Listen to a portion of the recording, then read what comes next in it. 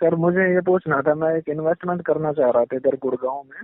Okay और वो commercial property under construction है। ओके, क्यों? तो बिल्डर है, तो डीएलएफ का नाम सुना होगा आपने? डीएलएफ, हाँ तो डीएलएफ के टक्कर का ही बिल्डर है, ठीक है, गुड़गांव दिल्ली एनसीआर के अंदर। ठीक है। तो वो उनकी स्कीम ऐसी ऐसी है कि 12% रिटर्न, 10% दे के बुक करो और 12% हम रिटर्न देंगे टिल पोजीशन, और बाय बैक का ऑफर भी है।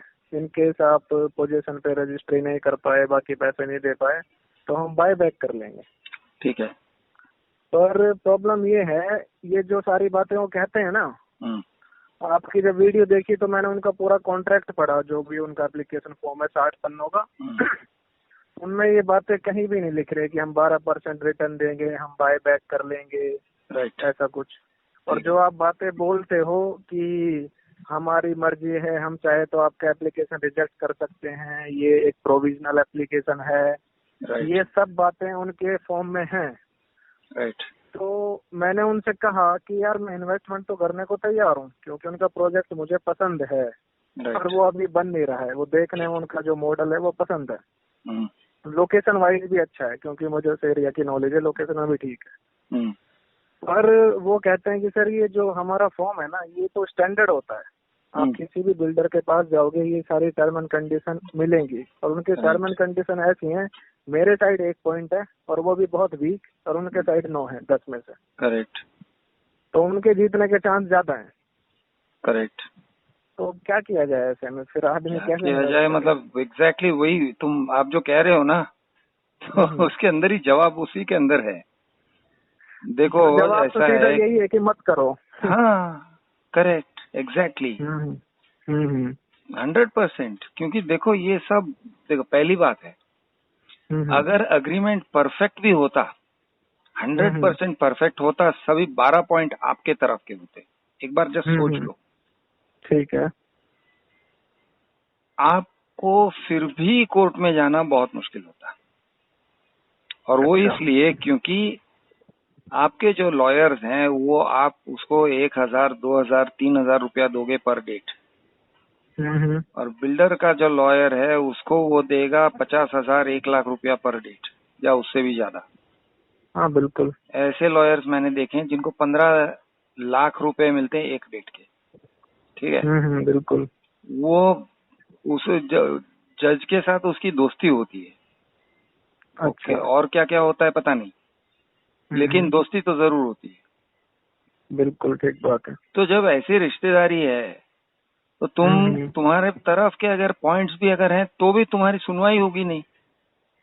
अच्छा। उसका कुछ भी उखाड़ नहीं पाओगे। अगर सारा अग्रीमेंट आपके तरफ होता तो भी आप नहीं कर पाते। अब ये तो अग्रीमेंट आपके तरफ नहीं है, अग्रीमेंट उसके तरफ है। जो वो कह रहा है वो लिख के नहीं दे रहा है। तो यानी कि you got 100 reasons for not doing it यार। अब आप अगर उसके कहने में आ गए कि नहीं वो 12 यानी ये 12% देगा वगैरह वगैरह, आप उसकी सिर्फ बातों में आ गए, फिर बाद में पता चला कि नहीं हुआ, then I think you have to blame yourself. मैं सही बताऊं, मैं खुद को लकी मान रहा हूं कि मैंने आप देख लिया। मैं यूट्यूब चला रहा था तो वीडियो डाल के देखी कि ये बिल्डर्स के फ्रॉड क्या क्या होते हैं। राइट। तो आपकी वीडियो में जेन्युइनली बता रहा हूँ, तो मैं कम से कम 50 वीडियो आपकी राइट प्रॉपर्टी से रिलेटेड है। तो फिर मैं चेक साइन करके रखा हुआ था। बातें सोचती थी। आपकी आवाज कट रही है। हाँ हेलो। या बोलिए बोलिए। जो ये चैनल पार्टनर होता है ना, जो माल बेचते हैं बिल्डर का, राइट, वो बहुत ही ऐसे कन्विंस करते हैं इंसान को, कि ऐसे दिखाते हैं कि बिल्डर तो नुकसान में चल रहा है, आपका ही फायदा है। करेक्ट। तो फिर मैंने जब आपकी बातें सुनी, लॉजिकल लगी, और फिर और आगे स्टडी किया उस पर, तो बिल्कुल आप जो कहते हो जेन्युइन है और ऐसा होता है, लोग भुगत रहे हैं। राइट। बहुत केस हैं। और उस बिल्डर पे फिर मैंने देखे लिटिगेशन चल, तो काफी उसके ऊपर भी लिटिगेशन चल रही है। राइट। तो मेरी तो बुआ का बेटा नहीं है ना जो मेरे साथ ना हो ऐसा। बिल्कुल बिल्कुल। तो फिर मुद्दा अब ये रह गया, चलो ये तो मैंने मान लिया इन्वेस्ट नहीं करे। हाँ बिल्कुल। तो मत अब वो तो ठीक है, पर मेरी फैमिली है, मैं है, तो हम रियल एस्टेट इन्वेस्टमेंट को ही सही समझते हैं। तो करो ना, वो भी करो, लेकिन रियल एस्टेट में करने के लिए आप सेकंड इन्वेस्टर से खरीद सकते हो, सेकंड सेल में ले सकते हो, एक्चुअल फ्लैट यूजर से ले सकते हो, एक्चुअल शॉप यूजर से ले सकते हो, अच्छा।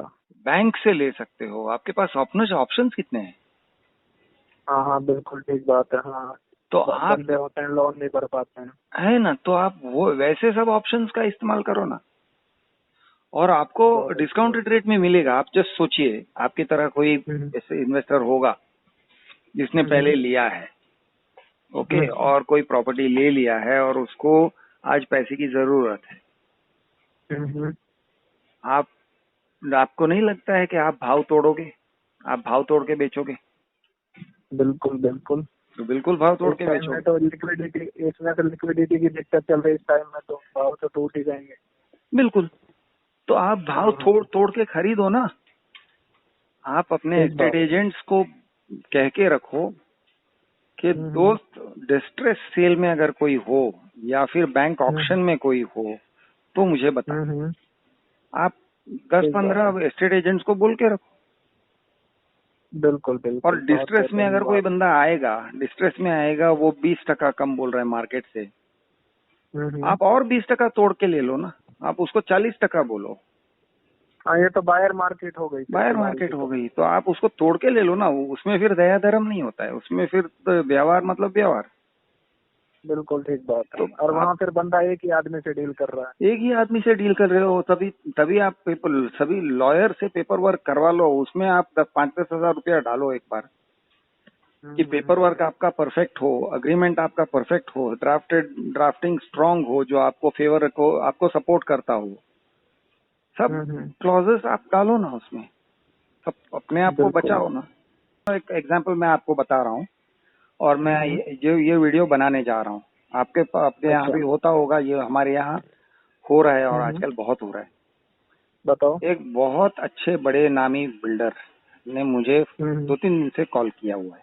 तो मेरे सीनियर से कल से बात चल रही है, मेरे सीनियर से बात करवाता हूँ, ये करवाता हूँ, वो करवाता हूँ। आज उसका सीनियर आया लाइन पे, और उनका स्कीम क्या था देखो, उनका स्कीम क्या है देखो, और उसके अंदर वीक पॉइंट कहाँ पे वो भी देख लो। वो कहते हैं हमारा सबवेंशन स्कीम है, आप हमें 5% दे दो टोकन। तो उनका कहने का ऐसा है, आप हमें 5% दो और आप ये अग्रीमेंट कर लेंगे हम, और फिर हमारा जो पेमेंट है वो आप सीधे इसके टाइम में, रजिस्ट्रेशन के टाइम में दो। ओके, बाकी का सारा जो पेमेंट है वो जाएगा, नॉट रजिस्ट्रेशन, सॉरी, पोजेशन के टाइम पे। अच्छा। ओके, पोजेशन के टाइम पे, यानी कि ओसी आने के बाद। अच्छा, सारा पेमेंट आप तब दो, ठीक है। अच्छा। तो मैंने कहा अच्छा, तो कैसे चलेगा, हाउ डज इट वर्क। तो डिटेल पूछा, तो बताया ऐसे कि देखिए सर, आप 5% दोगे, फिर हम रजिस्टर्ड अग्रीमेंट करेंगे, अग्रीमेंट के बाद बैंक से लोन ले लेंगे। अच्छा। अब वो बैंक आपको 80% देने को तैयार होता है, 80% में से 5% आपने दे दिया है, मतलब 75% दे रहा है। तो कंसिडरेशन का 75% वो हमको डिसबर्स करेगा। उसने इस तरह से नहीं बताया, लेकिन मैं आपको आपके सामने रख रहा हूँ। 75% वो डिसबर्स कर देगा। ये डिसबर्सल की बात उसने करी ही नहीं। अच्छा अच्छा। उसने ये कहा जब ईएमआई आएगा तो ईएमआई हम भरेंगे, हम मतलब बिल्डर। कितने दिन तक? हाँ, तो वही तो, जब तक ओसी नहीं आ जाता तब तक ईएमआई हम भरेंगे बोले। अच्छा। मैंने कहा ठीक है, मैं जानता हूँ कि ऐसे स्कीम में लोग फंस चुके हैं, तो पहले मैंने उसको सुन के ले लिया। मैंने बोला ठीक है, ईएमआई हम भरेंगे, ठीक है, वेरी गुड, एक्सेलेंट, ठीक है। उसके बाद तो बचा वो 20%, तो वो 20% और फिर ईएमआई का जो अमाउंट होता है, जब भी वो जितना भी हमने भरा होता है वो बाद में आप दे देना। अच्छा। कब? जब लेने का रहेगा, बिल्डिंग ये पोजीशन लेने का रहेगा, तो इसको ऑन पोजीशन देना है। ओके, तो ऑन पोजीशन पे लोड बढ़ जाता है। देखो, एक बात ये है कि ऑन पोजीशन पे लोड बढ़ जाता है। मैंने पूछा ठीक है, बराबर है, एक बात बता, ईएमआई अगर तूने देना बंद कर दिया लोन तेरे नाम पे है या लोन मेरे नाम पे है, पहले ये बता। कस्टमर के नाम पे होगा लोन तो कस्टमर के नाम पे है सर बोला। मैंने बोला वेरी गुड, इसका मतलब कि तूने अगर ईएमआई नहीं भरा तो मेरे गले पे आ जाएगा वो। हाँ, हिस्ट्री आपकी खराब होगी। क्रेडिट तो ठीक है, क्रेडिट में खराब करके भी बैठ जाऊं वो तो चलेगा। सिबिल से पड़ी नहीं है, सिबिल भाड़ में गया, सिबिल चलेगा, लेकिन वो बिल्डर ये बैंक मेरे ऊपर चढ़ जाएगा। बिल्कुल मेरे ऊपर चढ़ जाएगा, यानी मैंने कहा व्यवहार तो तुम दोनों का है। उन्होंने अगर तुमको पैसे दिए हैं तो तुमसे पैसे वापस लेने हैं। तो फिर मुझे क्यों बीच में डाल रहे हो? हाँ। वो बोला नहीं सर वैसे ही होता है। मैं बोला बराबर है, वैसे ही होता है, लेकिन अगर रिश्ता टूट गया, तुम्हारा और मेरा रिश्ता खराब हुआ, तो तुम ईएमआई भरना छोड़ दोगे। हाँ बिल्कुल। और ये सीधा मेरे गले पे आ जाएगा। तब मैं क्या करूंगा? और तुम पोजीशन दो न दो। हाँ, सामने वाले को मार देगा बिल्डर, सामने वाले को मार देगा। तो ऐसे कई सारे स्टोरीज मेरे पास आते हैं। क्या करते हैं वो लोग कहते हैं सर पोजीशन लेट होने वाला है, कहते हैं, यानी कि 2 साल के बाद आएगा बोलते हैं। तो आप 2 साल का कैलकुलेशन करके बैठते हो। मेरे पास एक रिसेंटली एक होटेलियर फैमिली आई थी, पूरा होटल का बिजनेस है, अच्छा और इनकम सब है, लेकिन उन्होंने और 2-3 लोन्स ले रखे हैं। तो उन्होंने कहा अगर ये हमको अगले साल के दिसंबर में आने वाला था, 2022 दिसंबर में ऐसे आने वाला हो, अगर वो, हमने तो पूरा प्लानिंग उस हिसाब से किया था, अचानक से बिल्डर ने कह दिया हाँ तो आ गया ओसी, बोले जल्दी आ गया, बोले हमको जल्दी मिल गया। बोले वो बोल रहा है कि मैं तो, मेरी कैपेसिटी नहीं है, मैं दे पाऊंगा, मैं पेमेंट नहीं कर पा रहा हूँ, वो मेरे ऊपर चढ़ गया है और पेमेंट कर, नहीं तो तुम्हारा 10% जब्त कर लेंगे वगैरह वगैरह। तो ऐसे सब होता है, तो हमें ये सब नेगेटिव सोचना पड़ता है, बेवकूफ बनाने का काम है।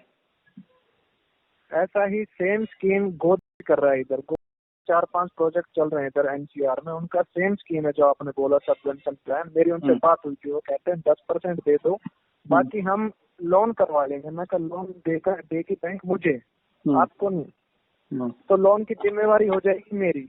राइट। आपका प्रोजेक्ट अटकता है, आप ईएमआई भरना बंद कर देते हो, कुछ भी होता है तो बैंक ईएमआई मांगेगा मुझसे, ना कि आपसे। राइट। बैंक मेरी गर्दन पकड़ेगा। दूसरा, और आपको अगर ऐसा ही है लोन लेना है कस्टमर के नाम पे, इतना ही भले हो तो यार आप खुद अपने प्रोजेक्ट के लिए लोन उठा के प्रोजेक्ट कंप्लीट करके भेज दो ना। फिर करेक्ट, आप प्रोजेक्ट कंप्लीट करिए ना, अपने नाम पे लो ना, हमको हमारे नाम पे क्यों ले रहे हो? तो ऐसा इनको लोन मिलता नहीं है बिल्डर्स को कई बार। करेक्ट। तो ये कस्टमर का जो क्रेडिट हिस्ट्री, क्रेडिट रिकॉर्ड है, उसका फायदा उठा के अपना प्रोजेक्ट बनाते हैं। तो ऐसे फिर वो माल चिपका दिया और लोन का लोन ले लिया। अब कस्टमर जाने बैंक जाने, बिल्डर थे। बहुत बहुत धन्यवाद, बहुत अच्छा लगा बात करके। मुझे भी। Thank you so much. Thank you.